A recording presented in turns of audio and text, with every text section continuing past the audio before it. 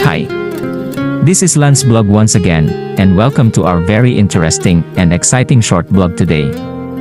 In this episode of our blog today, we will be touring this eco park. They called it Bamboo Sanctuary of the City of Pines.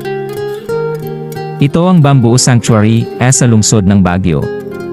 Ang paglalakad sa umaga ay humahantong sa amin sa lungsod at pataas patungo sa St. Francis Xavier Senior High Seminary. Dito makikita ang magandang santuwaryo ng kawayan at demo farm. Napakagandang makita ang iba't ibang uri ng kawayan. 21 to be exact. Sa likod ng seminaryo ay ang santuwaryo. May honesty booth para sa entrance donations. At dumaan ka sa isang magandang bakod ng mga pintura ng kawayan. Gusto mo? I met up some friend here in Baguio and we both decided to check this place out for more education and benchmarking. Talagang mahal ang kagubatan. Napaka-surreal kapag pumasok ka at napapalibutan ng kawayan. Mahilig akong maglakad sa paligid ng mga puno at kawayan. May nakapunta na ba dito dati? Ang Bamboo Sanctuary na ito sa Baguio ay mabilis na naging sikat na tourist destination sa City of Pines. Ang Bamboo Eco Park sa Baguio ay nagpapakita ng iba't ibang uri ng kawayan na itinanim sa linya ng mga landas ng Eco Park. Mapupuntahan mo ang trending park na ito sa pamamagitan ng pagsakay sa jeep na biyahe papuntang Liteng, Pacdal Village. Makikita mo ang jeep na nakaparada sa ibabang kalye ng mabini sa eksaktong mula sa bayan ng Baguio. O maaari mong i-hover ang iyong sarili sa pamamagitan ng taxi at gamitin ang Google Drive Map upang mahanap ng eksakto ang lugar.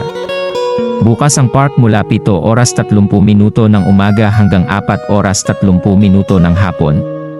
Sa video na ito ay masasaksihan mo ang tunay na ganda ng lugar, kung saan makukuha mo ang iyong magagandang alaala sa abot ng iyong makakaya, which is maganda itong i-post sa Instagram, Facebook Reels, TikTok at lahat ng social media platforms. Kaya pagdating ko dito, sinamantala ko ang pinakamahusay na shot na mayroon ako. Maganda ang panahon at ginugol ko ito kasama ang aking mga kaibigan sa pag-i-enjoy sa mga aktibidad sa labas. Masaya kaming magkasama at lahat ay nasa mataas na espiritu. Lumabas kami at nag-explore ng iba't ibang lugar, sumubok ng mga bagong bagay, at gumawa ng mga hindi malilimutang alaala. Napakasarap na gumugol ng kalidad ng oras, kasama ang mga taong mahal ko, at lumikha ng mga bagong karanasan na pahahalagahan namin magpakailanman. Sa pangkalahatan, ito ay isang perpektong araw na puno ng tawanan, saya, at pakikipagsapalaran. Nagpapasalamat kami sa pagkakataong magsama-sama at tamasahin ang magandang panahon. Ito ay isang paalala na kung minsan ang pinakasimpleng mga bagay sa buhay, tulad ng paggugol ng oras sa mga mahal sa buhay, ay maaaring magdulot sa atin ng pinakamalaking kaligayahan. And we are done roaming around this bamboo park. Nagustuhan niyo ba guys ang ating palabas today?